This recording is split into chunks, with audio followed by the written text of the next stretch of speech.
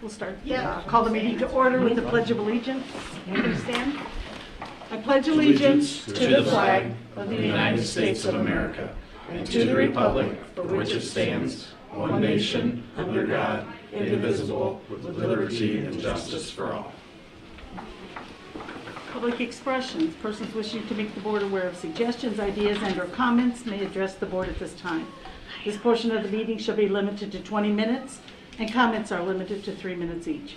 Comments that involve personnel or students must be discussed in private. Keep comments appropriate and respectful. Anyone like to speak? Public expression. Okay, first reading. Neola special updates. Yeah, so Neola provided a special update, what a joy, for July of 2025. There are, because we just finished probably the April or May update at our last meeting.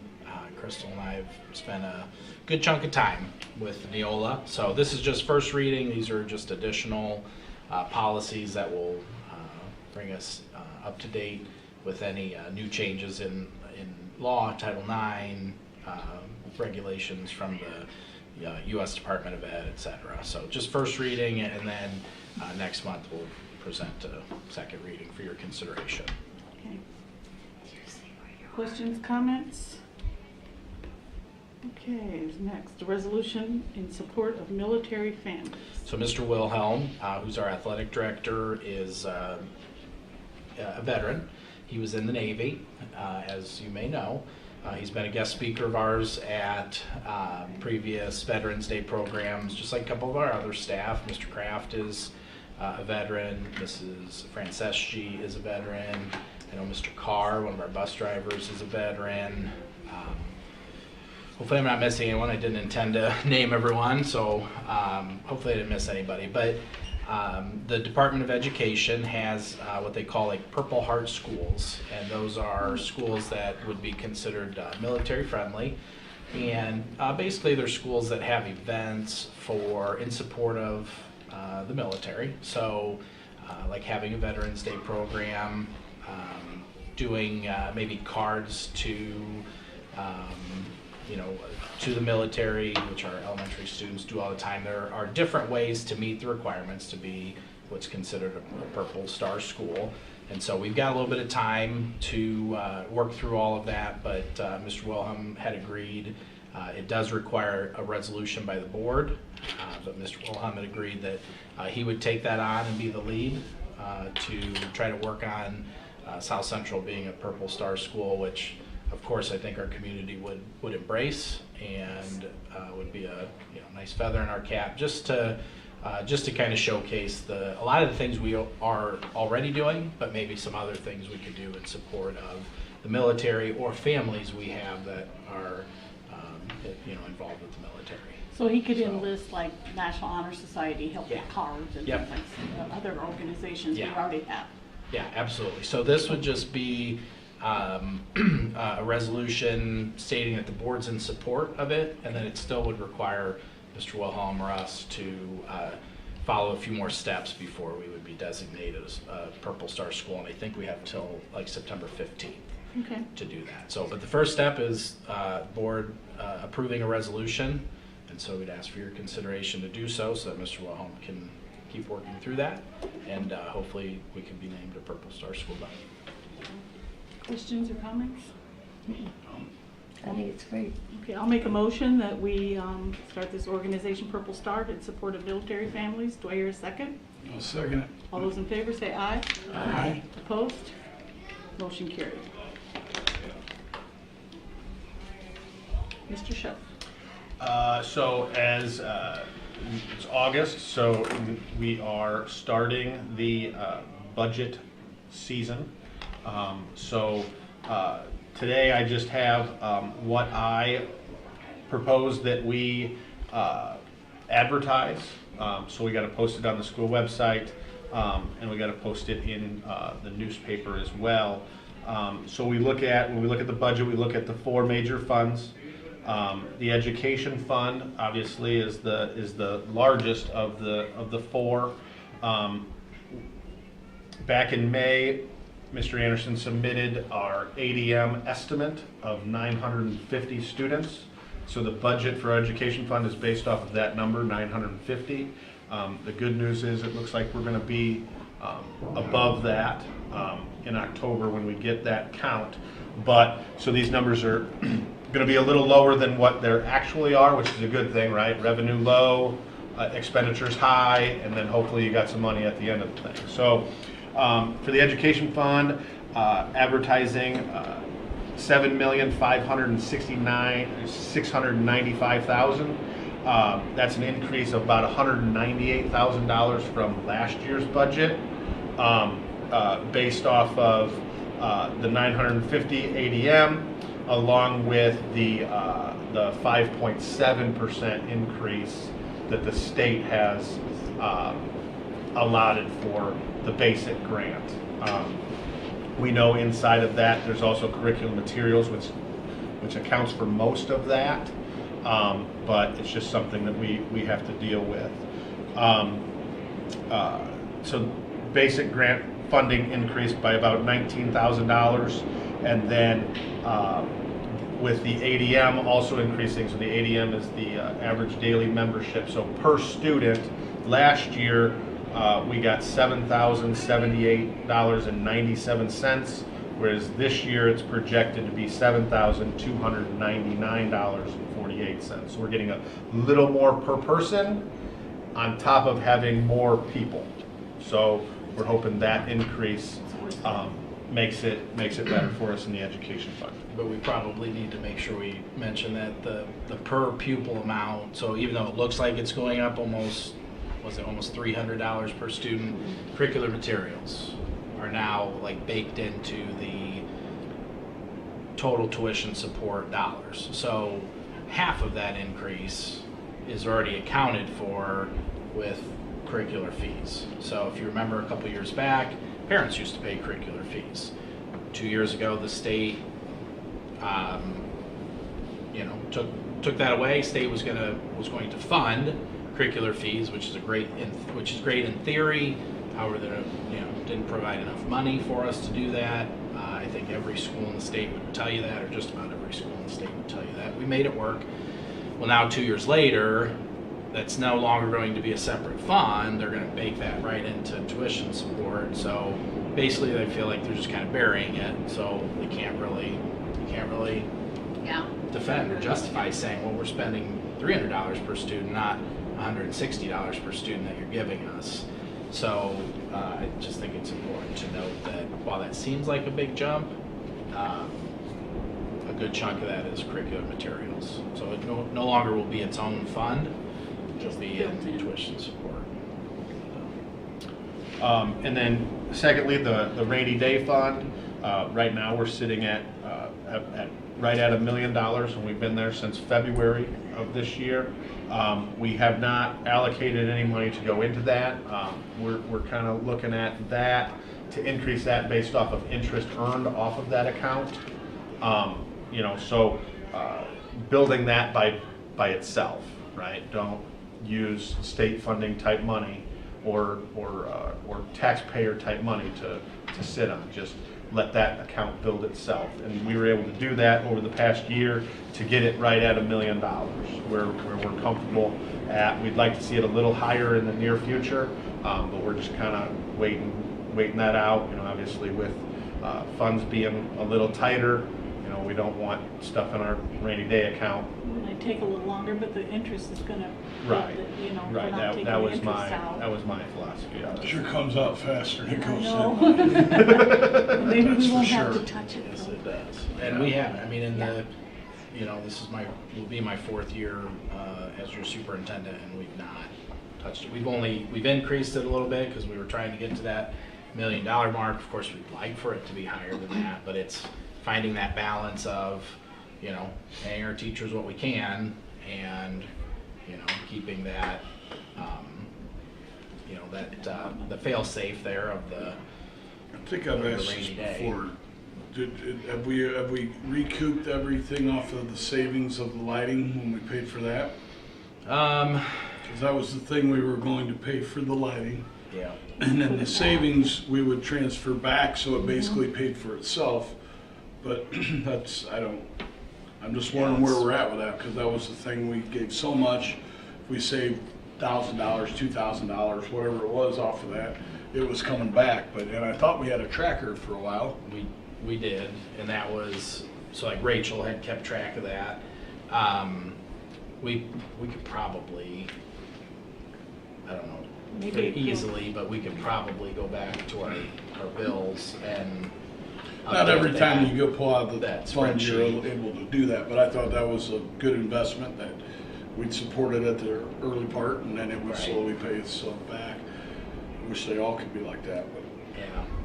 Was I'm there any just curious. stipulation in that once it got to 1 million or close, that we would? I think do that it more? wasn't that, I don't think it was that awful much, but it was basically to pay itself back, and then at that point, the savings go back to the school, you know?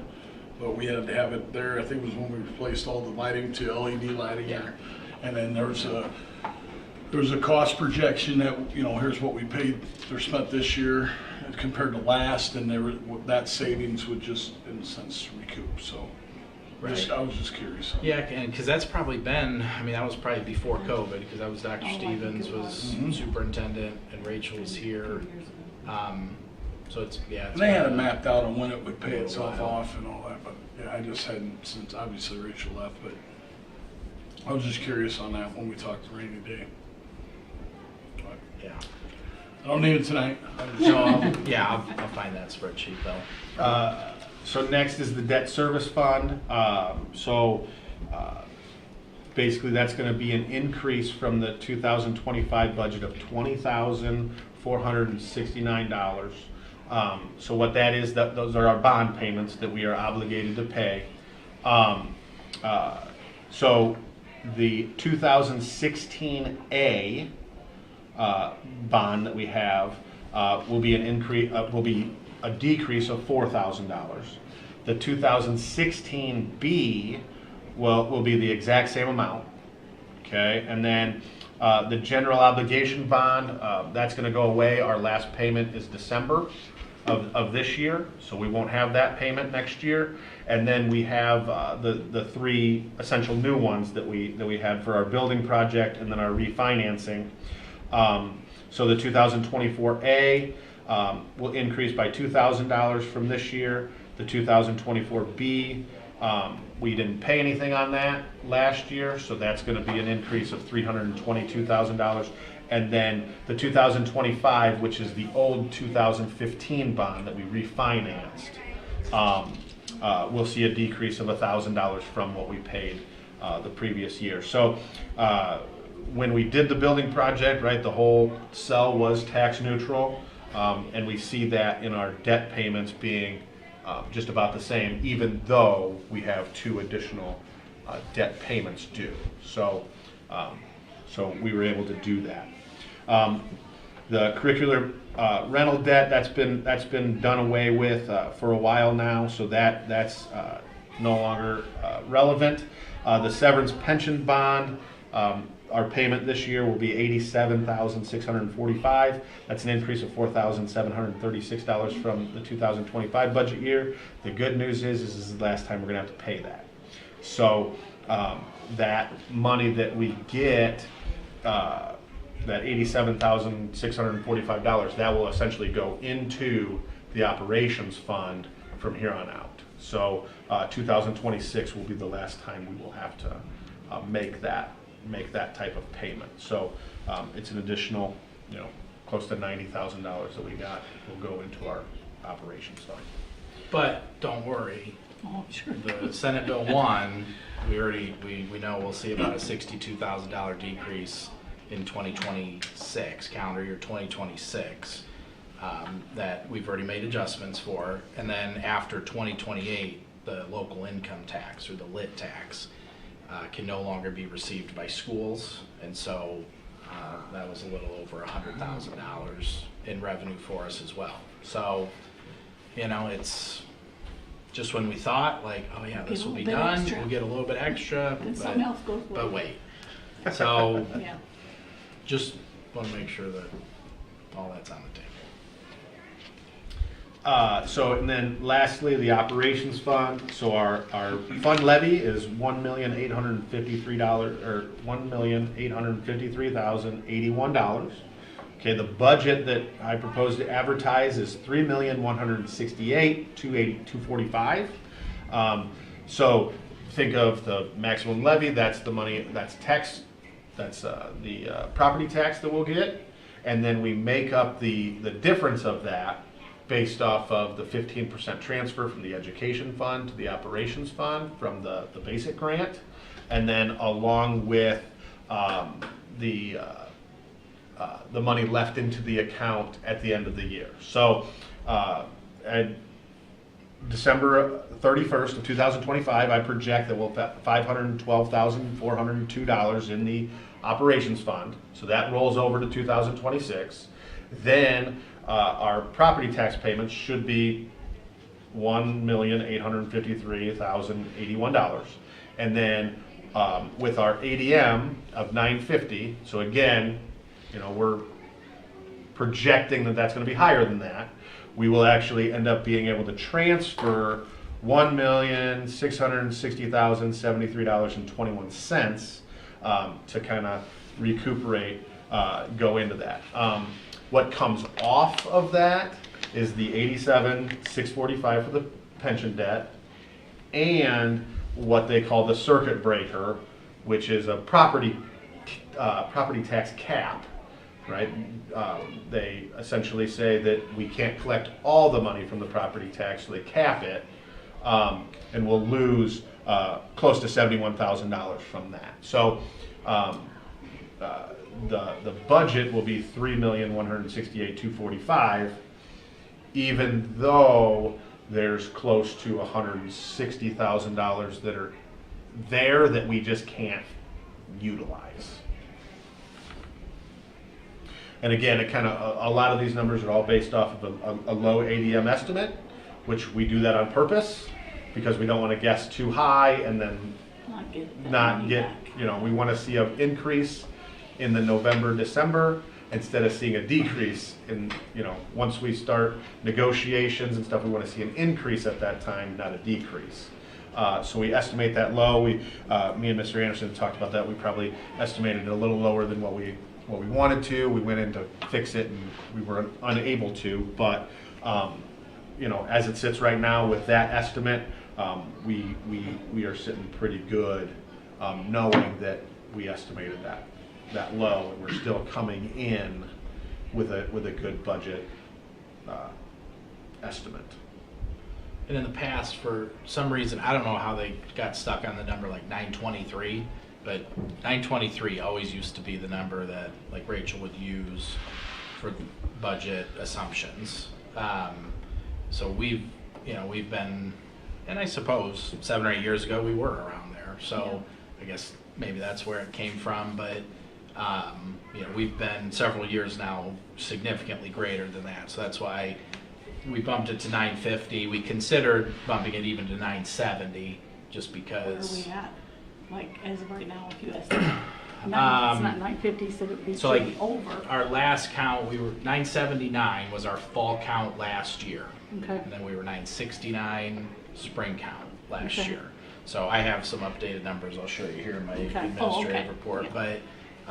But yeah, we anticipate being significantly higher than that. And you know, once again, it's a balancing act of we want to estimate low so that we're not then paying money Short, back, yeah. basically, you know, we're Short money. short. But at the same time, you know, if you estimate too low, like back when we did 923 and you had 960 kids, well, that's also kind of like your money that they're hanging on to because you estimated low. So it's balancing act, but so we increased it this year. Next year we'll probably look to increase it a little bit more so that we're like closer to even rather than letting, it sounds weird saying letting them sit on our money for, you know, August, September, October, and November. When does that adjust? Is it the November payment? November is when we. So rather than not receiving that money for 3 months and, but again, it's a balancing act, and so we're,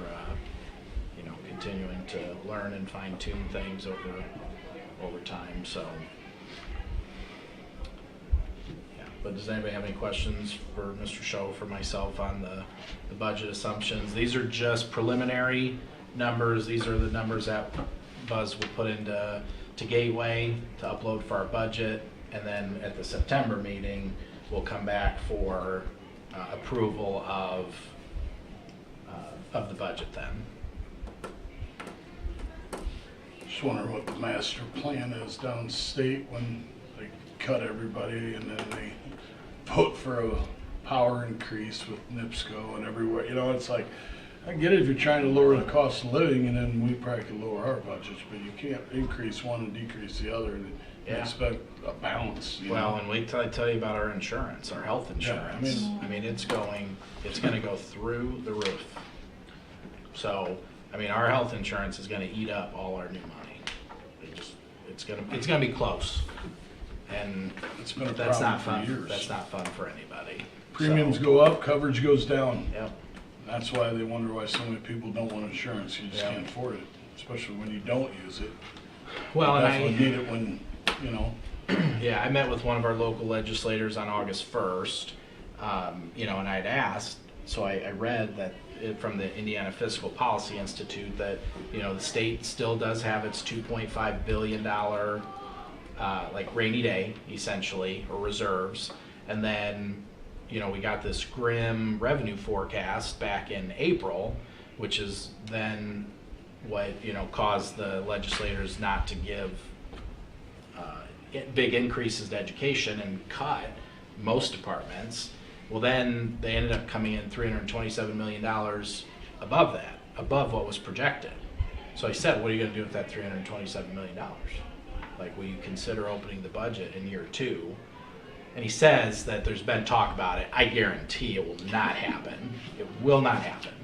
But They're there's, just trying to prove a point that if we But get you, rev- everybody can do it for less. That's his big push. right. And But if energy bills would go down, if health insurance would either stay flat or go down, things like that, you could. But it just doesn't work that way, so, Everything goes up. yeah. But, another sticking with the state, you know. Is that it for you? yes. Any other questions for Mr. Schoaf? Again? Okay, we'll move on to the consent agenda, including payroll claim 7-3 and 721 of 2025, transfer claim 71337 through 71439, and 71373 through 71383, plus the consent agenda. Any questions, comments on either of those? No, Hear a motion to accept? I'll make the motion. Hear a second? I'll second. All those in favor say aye. Aye. All opposed? Motion carried. Donations from the Comfort Closet from South Central Leo Club, $50. I hear a motion to accept that donation. I'll make the motion. Second? I'll second. All those in favor say aye. Aye. Opposed, nay. Motion carried. Okay, great. We'll start our administrator's report with principal's report, and we'll let Mr. Kimmel go first because he's got open house going on right now as well, so it's good timing.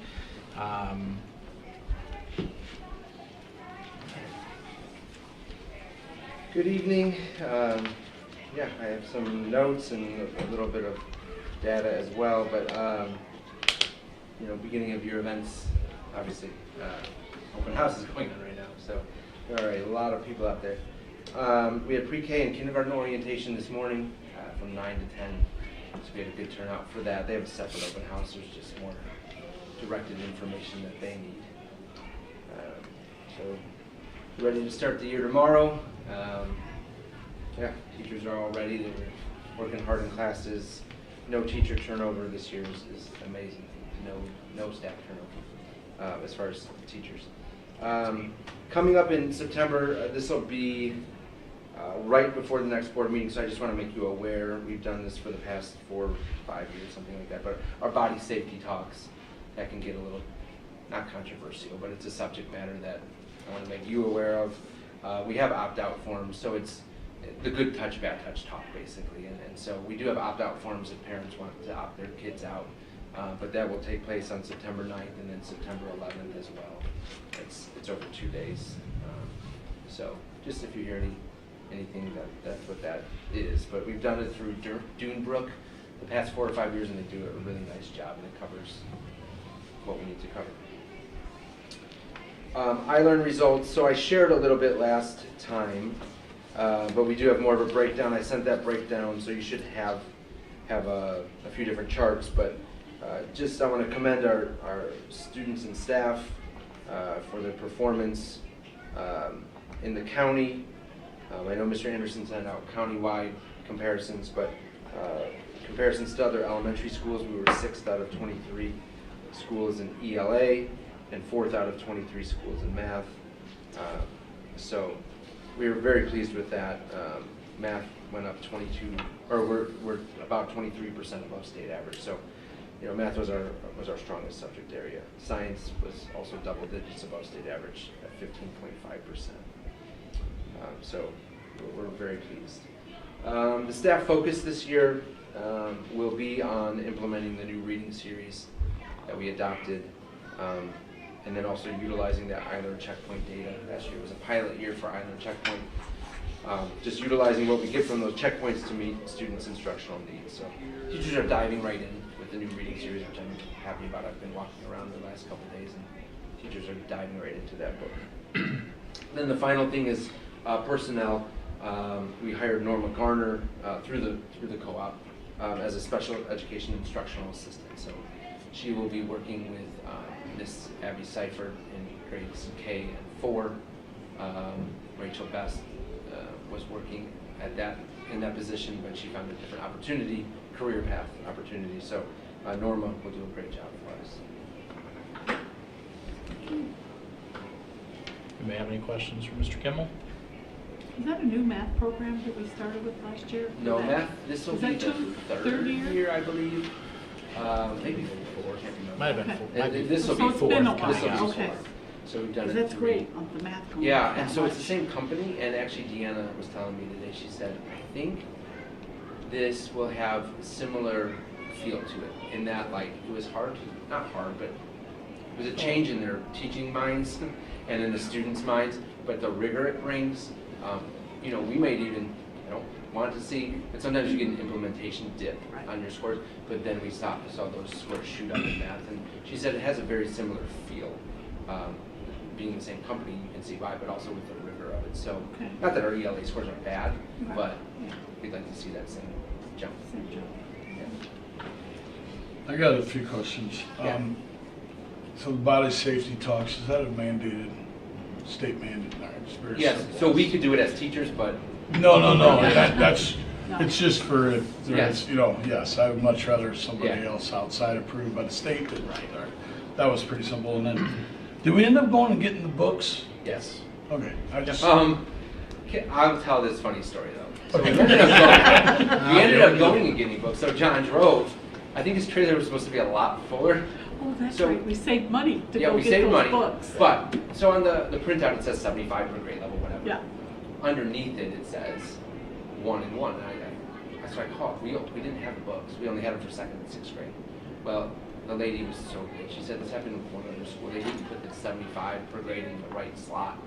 And so they are sending to us, hopefully by early next week, we will have them. And it's on, like, they're not charging us shipping. So, Yeah, I mean, he still picked up 2 Yeah, he half picked up a pallets lot. of. We two do. half. just half. No, they were like That's 2 what I half mean, that's pallets not of material, and it Put was. put that in the pickup. It's just like. So- two- they Yeah. just put the number in the wrong, so he couldn't even if he had signed off that we received them all, it was the right order. It looked right on their end, it looked right on our end, and when we opened all the books, it worked there. I just wondered, I remember that and with it Yeah. coming up, so. Yeah. Yep, sure did. That's all I got. Thank you, Mr. Kimmel. Thank you. Thank you. Mr. Mills? Hello, everyone. So, as you know, we had open house last evening, if you guys were out and about, and we brought back our orientation presentation that we used to do kind of pre-COVID, maybe the year after COVID, and we had a great showing last evening with our 7th grade, as well as our new students in the cafeteria. I know Mr. Anderson was there, and it was probably a pretty packed house, I feel. Yeah, it was. Inside there. Missy and I were kind of going back and forth. Do we use a microphone or not? And I looked, I was like, we're using a microphone. There's too many people in here. So that was a success, and it was great seeing staff all day yesterday, working hard in their rooms as well, and getting ready for the day, not only yesterday, but today as well. And I know they're chomping at the bit to have their new students for the year and the adventures that the year brings along. So, and I am as well. I think it's going to be a great year to build off of the positive movements that we had. I know a few board meetings ago, I touched base with our scores as well for iLearn, and I was very, very pleased with the improvements that we had in math as well. I know that's not on my agenda, but I want to give another shout out to our math team because they really brought it home for us this year with being, if you look at the combination, I think Mr. Anderson shared for not only ELA and math for 7th grade, they were very at the top of the county for both. If you added both 7th and 8th grade together in their scores, which is not the normal case for the last recent years. So really proud of them. I want to do a really quick slideshow here of, I know I touched base a little bit about Mr. Kraft and Mrs. Creech doing their European trip. They went this past June. It's only a few pages or a few slides here, so. Did you get a separate slideshow for the trip back? I wish, you know. So. It could have been a reality show in itself. Yeah, absolutely. But they had a fantastic I heard it was pretty good. It looked like it. trip I was there. watching on Norma Gunners. Yeah. It's Looks like it's awesome. beautiful. Yeah, I'd say that. Jim said it's So- very high. So yeah, so there was a combination of students from not only South Central, but Westville as well. I think they had 33 students as well as a few chaperones sprinkled in through there. They went through, Switzerland, Italy, France, Spain. I just kind of shared maybe just a handful of the photos that, kind of picked and chose. I'm sure they had ample more photos there, but I'm not going to try to pronounce some of these places because I'm not good at French or anything, but there's some really beautiful places that they went to, such as I'm going to try it, Curie in Nimes of France. It's a Roman temple there. There's a lot of history that the kids went through. You can see where this is kind of like a Coliseum, that they would have gladiator events that has kind of been modernized a little bit, and now they actually have live concerts and shows there. So I don't know. They didn't tell me that they caught a show. I'm sure it's probably relatively expensive to go, more than a school trip with a lot. Going back to the temple there that we just saw on the first page there, just kind of going through and perusing through. I think most of their favorite spots, I was talking to a few students, they loved France. They were a little leery about the food, a lot of them said, but in the end, they really enjoyed what they obtained on the trip.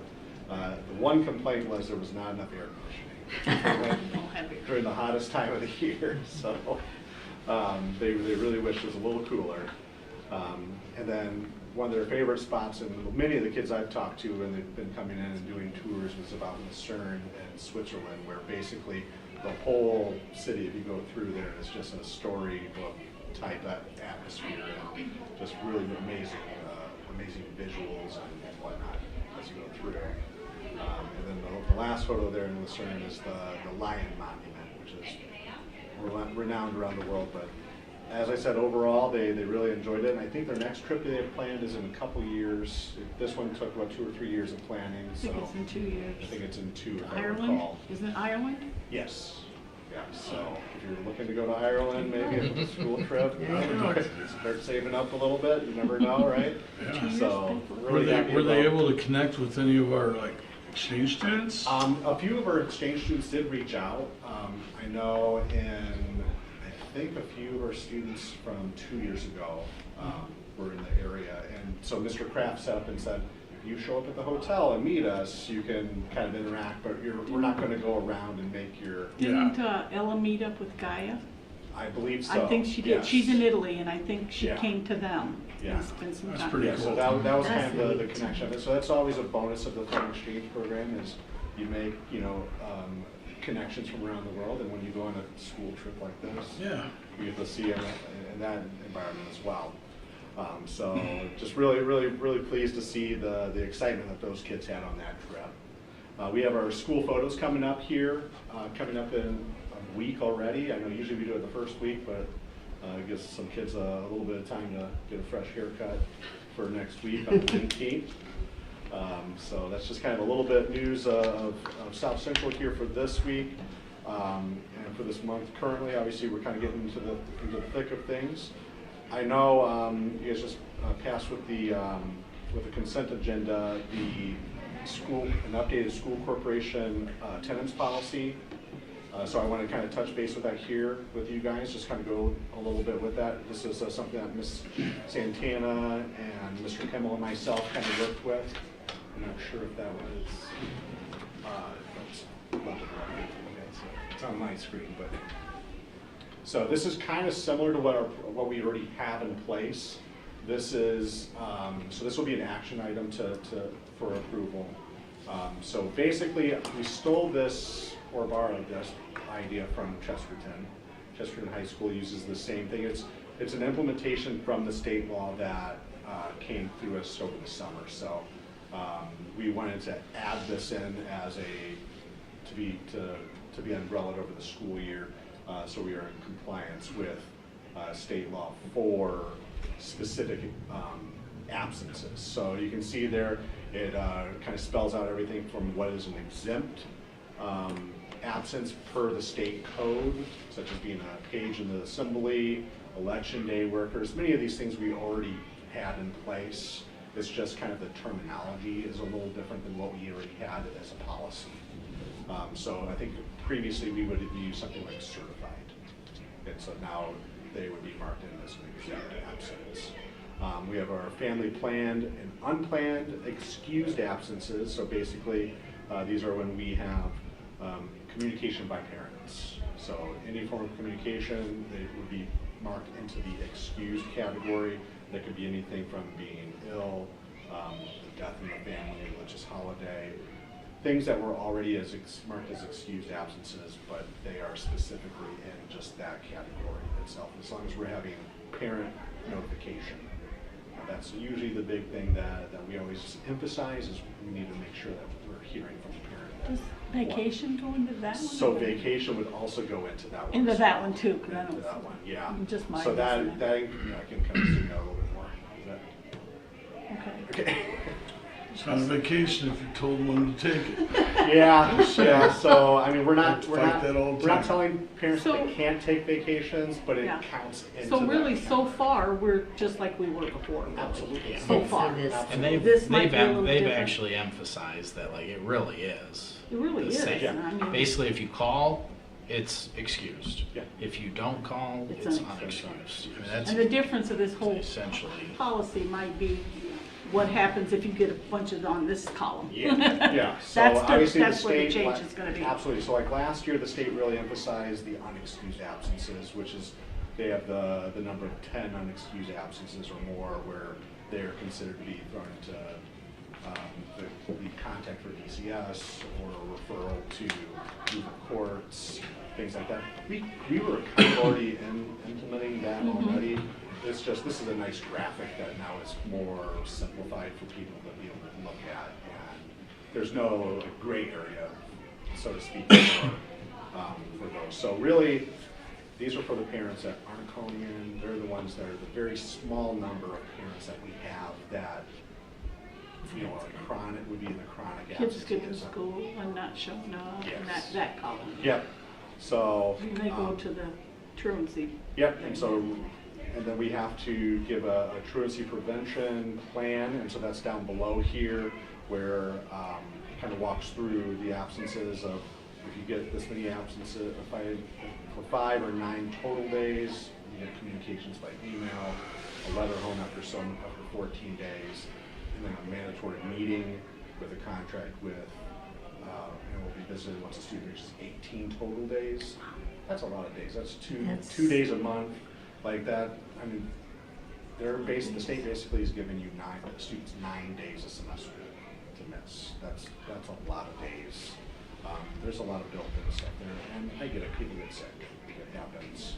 But they just want to make sure that people that were abusing attendance policies aren't abusing attendance policies.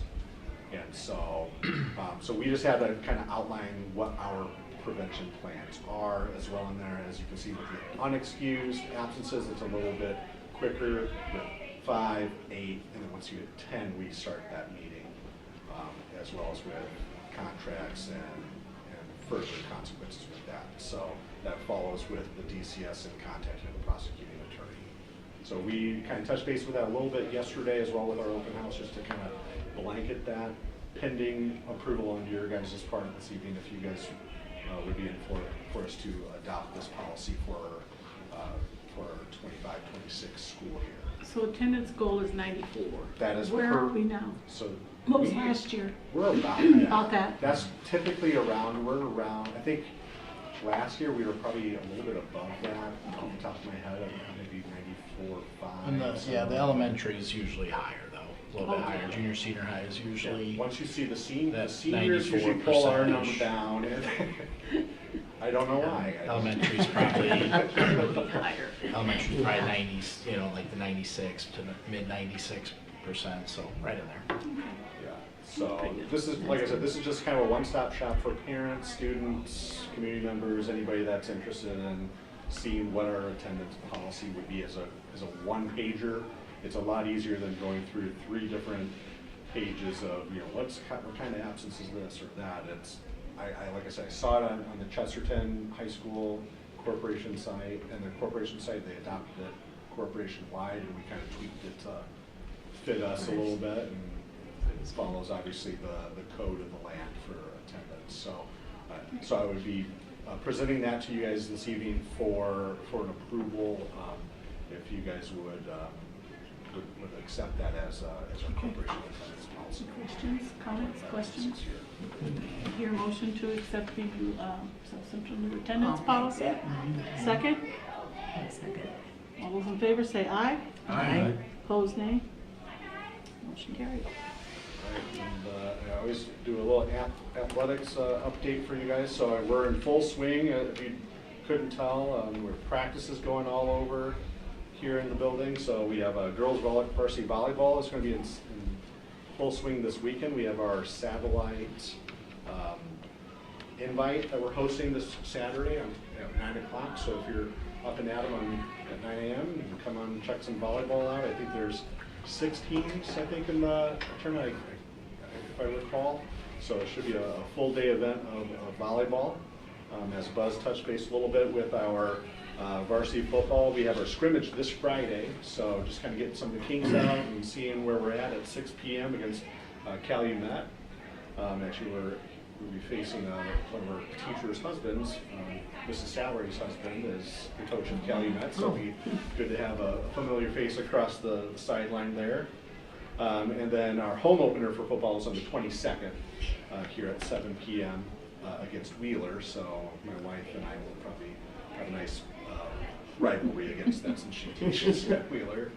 And then our cross-country teams are kicking off also this Saturday at Wheeler with their first official meet at 9 a.m. So if you're not at volleyball and you want to see some kids run around for fun, which is not fun for me, but come on and check that out, as well as the 421 run on the 30th of August.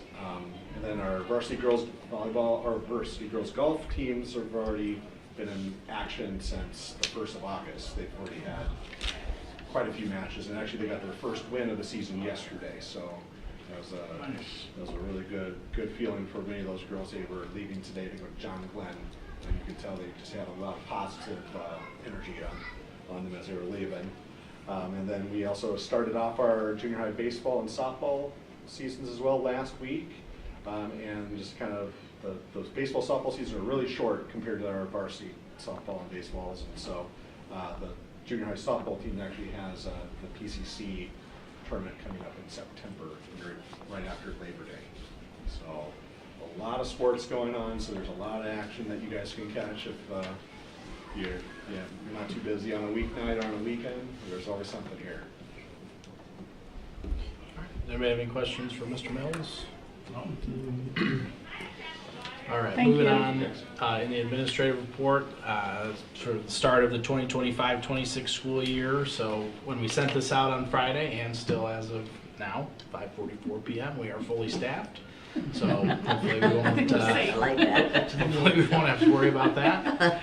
But we've enrolled a ton of new students. We enrolled 39 new students in grades 1 through 6 for the elementary school, and 34 new students in grades 7 through 12 at the junior senior high school.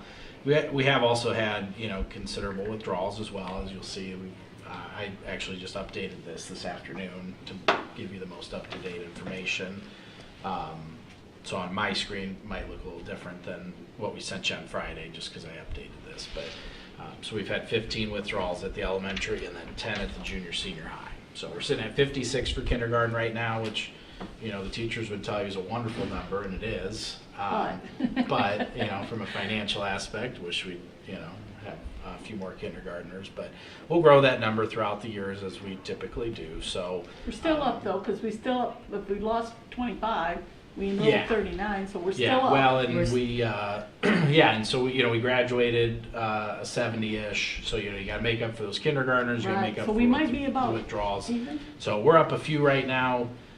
We do have a few others that had been approved for open enrollment applications that didn't show, but that's typical. There's usually a handful. So I did update my chart this afternoon for you as well. So there's all our numbers for K-12. So kindergarten, as I mentioned, is at 56.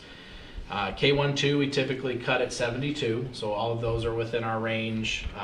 3, 4, 5, 6, we typically cut at 75. So 5th grade we knew about. 5th grade was the number we knew would be high. We worked with the teachers on that and the Teachers Association, so they'll have a dedicated assistant in 5th grade to assist them. But those numbers are pretty good. So elementary's at 489 for K6, they're at 518 if you include pre-K. So we're at 29 for pre-K right now. We did have as many as 32. I think we've lost a couple because of the fact that there's a cost to it. You know, we were hoping that the On My Way pre-K might supplement some of those students, but the state cut that as well. So we won't have any students that qualify for that. So, but 29 is still a good number. It's much better than where we were at last year, and we'll probably I'll talk to Mr. Kimmel and then Mrs. Gulab about possibly doing some full day with giving opportunities like we did last year to fill that afternoon class. So junior, senior high, we typically cut the junior high at 80, so 7th grade's at 79, 8th grade's at 74. So those numbers are real close to where we want to be. And then high school, we typically cut at 82. The 12th grade group is one that's been big all the way through, kind of like the 5th grade group. So we knew that. Plus, a lot of our exchange students go into the senior class. So that, you know, if you looked at that number back then last year, it was 82, 83. Well, a lot of our exchange students go in there. We had a couple move-ins. You know, my nephew, for example, is one that moved in the district that's a senior, but typically we don't usually accept seniors otherwise. So, but the junior senior high is at 478, and then we have 20 students currently that we transfer out for special education programming in LaPorte. So if you put all those together, we're at 987 then for district-wide, which would be up 8 students from our fall count last year. So now, first day of school, sometimes there might be a couple withdrawals that didn't come through, that maybe the school corporation, the receiving school corporation didn't send a records request, so it's possible that tomorrow we might see a couple withdrawals as well, but feel confident that we'll be above that 979 mark, which is always where you want to be, at or above where you were before, because this day and age, most public school corporations are seeing significant decreases in enrollment, not increases. So there's numbers. As you can see over the years, we were as low as 912 back in 2018-19. But since then we've kind of climbed and been steady in that 960, 970 range, and pushing 1,000. But as you know, where we cut those grade levels, as I mentioned, like K1, 2 at 72, 3 through 6 at 75, 7, 8 at 80, and then high school at 82. I think our total maximum number, if we maxed out every grade level, would be 1,024. So, if we keep things similar, like, we don't have a ton more room to continue seeing increases in enrollment, unless we get to a point where, we started, looking at, increasing sections or something. But I don't, as a general rule of thumb, I don't think that's a great idea. So, I think we'll see our open enrollment number climb again this year. Last year we were like 42.5%. I would suspect that that'll go up a little bit again this year. So, so there's enrollment numbers, and then I'll hopefully be able to give you more solid or close to final numbers at our September meeting. The first count day is not until October 1st, though. So anybody that comes in or out between now and October 1st, I like that'll that they be the moved count. that though, because it used to be right after school started. Things hadn't settled by then. Yeah. It used to be like It September was something. it was like September 15th. Yeah, September 15th. A couple years back. They need more time, I think, to. So, yeah, and They the do only now. thing with pushing it back that hurts a little bit is negotiations, because a lot of times, you want to start negotiations early in September, but So it's money hard to wise, do you know that. what you got. And I mean, if you, yeah, once that final number's in. right. So, as far as updates on the building project and summer projects, there's just a couple punch list items remaining in the activity center. I know I've told you about the Acrovent or the wall protection. We're working through that. So I think the architect and contractor have, recognized or come to grips with it. They're paying for it, and it's going to get fixed. It's just a matter of finding the right fix. So we're working through that, but Tenant Blank's, been by our side through that and assisting. So the painting of the building is just about done. The building's beautiful. They did a really nice job getting the building painted. It really, if you see the before and after pictures, it's crazy how much that had faded. But and Boyd Asphalt also completed the parking lot, and overall they did a nice job as well. So I think I've gotten a lot of compliments when you drive through campus, just the things you see, like the parking lots, the buildings, the paint, the stuff like that. I've gotten a lot of compliments about it. Landscaping. So, yeah. They were putting new mulch out there. Yeah. Well, that's the way to do it. Oh yeah, isn't that great? Bring a They semi pull up with with a truck and they just shoot it out like Yep. it comes out of a tube, and it just like, instead of shoveling and carrying it Yeah. over. Yeah, it was amazing. I was sitting out there the other day and I watched it. Somebody who shoveled a lot of mulch created that, I can hear you. Yeah. What about the fire alarm issue? Yeah, well, fire alarm in the activity center went off yesterday. The only thing we can think of is that it's the shower. It said officials room, bathroom, or officials locker room, bathroom. Mr. Schoaf actually was the one in there, had the shower on, and Oh, he is the one. but the smoke detector is like literally right outside the shower though. So have you ever heard of the smoke detector setting a fire No, but alarm the off though? steam might do it or something. I don't know. I've never heard of that. But That's funny. Yeah. give it to Buzz. So Hey, you Trying to get the bugs out. Yeah, that's what I was gonna say.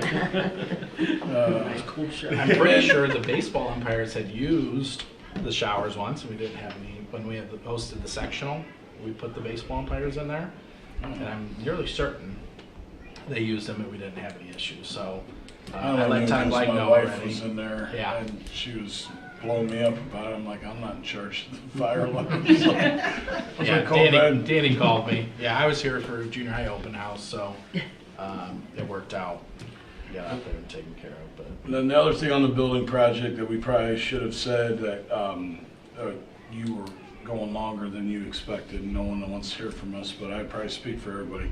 you didn't get the thanks on what you've done with the building project. You gave all the cahoots to everybody else, and just the daily activity. I mean, I've had many phone calls from you. Just the effort that you put in is greatly appreciated as well. That the public didn't get to hear about, and I apologize for that. One of us should have probably said that, but No, it's okay. hats off to you.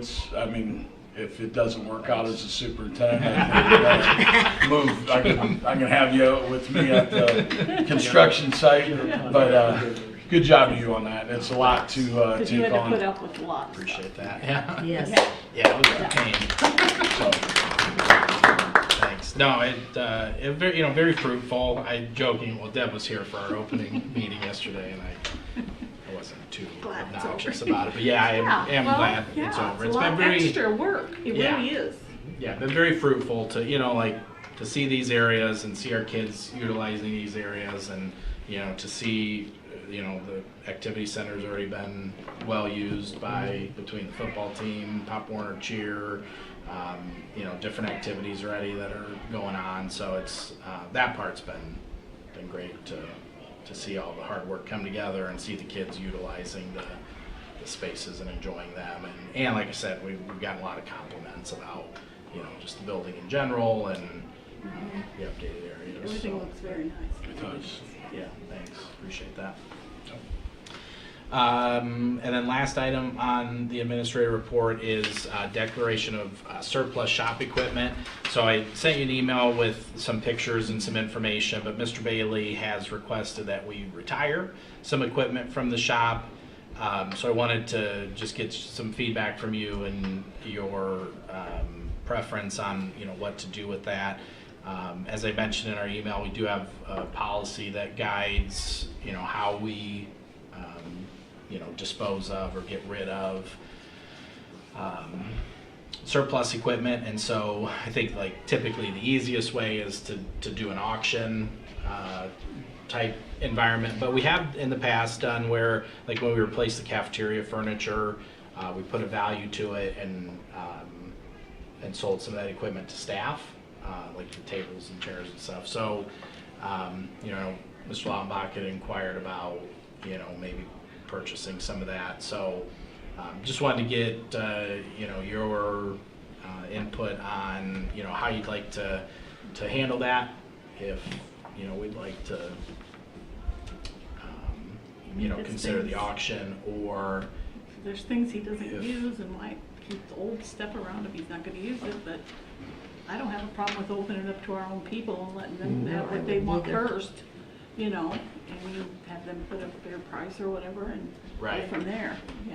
yeah, and I would need Mr. Bailey's help and then probably Mr. Haggard's help to Right. try to get Just some put a sort of time fair limit. market value or Put whatever. a time on it, so you don't have to have this dragging on all Yeah, months, just. Miller welders those are nice welders.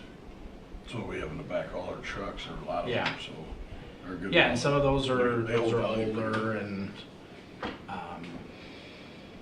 so yeah, so I just You're not appreciate trying to your, get the wood planer for when you build a house, or what? No, you're not gonna do it with all the construction experience. You're not gonna You've build got the your hard own. hat and Sure everything, don't you? Yeah, I do. There you go. There you go. Figured you'd have that in the table saw to get ready. Right there, your lot, ready to build, here we go. Yeah. There you No, go. I'll lose a finger or something. So do that, No big but, sauce.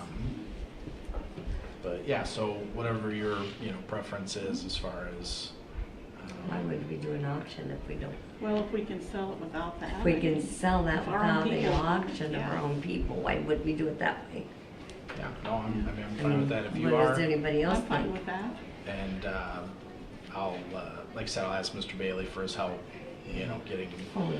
some fair prices on it, I mean, obviously if it goes to auction, unless you put a reserve on it, could go for pennies, or, we could get a lot, we could get a lot for it, we We don't know. might It's lose- a yeah. risk. Unless he So- figures it's too much trouble to sell to individual people and he wants to get rid of it, I'd Yeah. probably leave it up to Yeah, I the don't- people who, I don't- whatever they want to do. I mean, whichever Yeah, I don't they think, have time, he I don't doesn't think really Mr. care. Bailey would, Okay. would care, so. Okay, Yeah, I mean, if you want to open it up to staff first, I can Okay, I so think that's how it should be. yeah, staff first, Okay. I would think, before we go to the outside Then I'll staff. work on getting some like fair market value prices or something with Mr. Bailey and Mr. Yeah. Haggard, and You may know maybe what compare that it to stuff's some worth, yeah. auctions or something like that. And then I'll send it out to all staff, and we'll go that route first, Yeah. and then maybe if it doesn't go, then we'll go to the auction. But if that's okay with everyone, Yeah, That's fine. that's fine. do that. So Auctions are Action. weird. We'd auction off Okay. gators, and if they were broke, they'd get more money than the ones that were running, because somebody thought they could fix them, and they were getting a steal, and it was weird. Like, I mean, it really was. you like, never know. I'd rather have something that's running if I'm buying it, but absolutely. So that's Yeah, I'm an good with action that. item. Everybody good with that? Yes, we're Okay. good with that. Okay, we need a motion to put the items, surplus shop items up for sale. make the motion. Second, I'll second. all those in favor say aye. Aye. Opposed, nay. Motion carried 5-0. One other thing I wanted to show you real quick is Mrs. Randall, our counselor, had put together a dual credit advanced placement and honors, basically just a spreadsheet of all of our teachers and what they're teaching. And it was pretty impressive to me, and I wanted to share with you. And I know I've shared similar type information in the past, but basically the yellow is our honors courses that we offer. The blue would be advanced placement. Then the red and green are dual credit opportunities that our students have. So the red would be dual credit opportunities through IU. So that'd be our English department. Mrs. Barnes is dual credit certified through IU. And then all the green ones are dual credit opportunities through Ivy Tech. And so you can see there's kind of a plethora of different opportunities we have. The honors opportunities are good. AP is advanced placement is good, but the dual credit ones is where like I really put my emphasis on, because the dual credit, as long as you get a passing grade, with your teacher in the classroom, you're getting college credit. The advanced placement, you only get college credit if you score a 3, 4, or 5 on the advanced placement exam, which the passing rates on a lot of those are typically very, very low. Now, Mrs. Ward, so Morgan Ward, had really good success on the AP U.S. history exam, but like when you look at maybe like the calculus exam, a lot of times those passing percentages are in like the teens. So like you might get 15% of your kids to pass. Well, so then for a small school like us, 1 gets college credit, whereas if we offer it as a dual credit, they all get it. If they pass the class, they get college credit. And I've had more and more parents telling me that their kid graduated in 3 years, or their kid didn't have to take summer courses, or they could take a lighter load and maybe only take 12 or 15 credit hours instead of 18 or 21 credit hours. And so in the English department, Mrs. Barnes has dual credit speech, which would be like P155. She has dual credit English composition, which is W131, and then L202, which is a literature course. And so like I tell the kids, I didn't take W131 until my 2nd semester of college. We have high school seniors taking it. That's So, awesome. I mean, it really gives them a leg up with some of these courses. And so Do those speech classes still count for English credit for high school? it's like the communications credit. Yeah. And then most of our ag classes, all our welding courses, several of our business courses will be dual credit. Mrs. Eggert in math has her dual credit certification through Ivy Tech. So Mr. Masson is actually finishing his MBA this summer, to the start of this school year. So he'll have his MBA and he'll be dual credit certified for the business courses. So you can just see, I mean, there's pre-calc, there's gas welding processes, there's horticulture science, there's landscape and turf management, there's welding 207, intro to engineering design, principles of agriculture. So Mr. Seifert PLTW courses, Mr. Bailey's welding courses, Mr. McCollum and Mrs. Yazel Harden's ag courses, Mr. Masson's business courses, Mrs. Eggert's math courses. Not all dual credit, but the upper level ones are dual credit, and we're seeing more and more kids graduate with 18, 21, 24, occasionally 30 dual credits, and it's saving our kids a lot of money and knocking off either years or maybe a summer of their college courses. So pretty impressive for a small school, and just wanted to share that with you. Does Purdue or P&W offer dual credit, or is Ivy Tech? So they do, and P&W's actually been trying to get back into the school with us. So P&W used to have a lot of the dual credit, and then when the Higher Learning Commission changed requirements for teachers that were eligible to teach the dual credit and made it more stringent, P&W, I think, essentially felt like all the dual credits at the high schools were taking away from students that would enroll in the university, or they were seeing either less students enrolling or less students or less credit hours for students, and so they kind of stepped away from the high schools a little bit. So they're getting back in, and some schools do have partnerships with them. But when they did that, Ivy Tech kind of jumped in and picked up a lot of that. And then IU has what's called their Advanced College Project, or ACP, and that's what Mrs. Barnes did to get her dual credit certification. So the Higher Learning Commission has pushed back the deadline to get your master's degree in content to teach dual credit multiple times, and so that's benefited us. But we have more and more teachers with their master's in content now. So like Mrs. Eggert does, Mrs. Barnes does, Mr. Masson will. But then some of the others, like Mr. McCollum, is dual credit certified just with a bachelor's degree in his area. Same with Mr. Seifert, Mrs. Yazel Harden are all certified with their bachelor's degrees in those CTE areas. So long answer, but yes, they do. But there's sort of a reason why they're not as popular as Ivy Tech or even IU now. So, makes sense, right? The road. Right, and we send some kids there from time to time for some dual enrollment stuff, or like if a kid only wants to be here a half day, that's an avenue. They can take a course at Ivy Tech or P&W, and it's an avenue to only be here a half day and then go take a college course. So. That's all I have. Anybody else? Any other items that you want to bring up? Nope. Not tonight. Hear a motion to adjourn? I'll make that motion. I'll second. All those in favor say aye. Aye. Opposed, nay. Motion carried.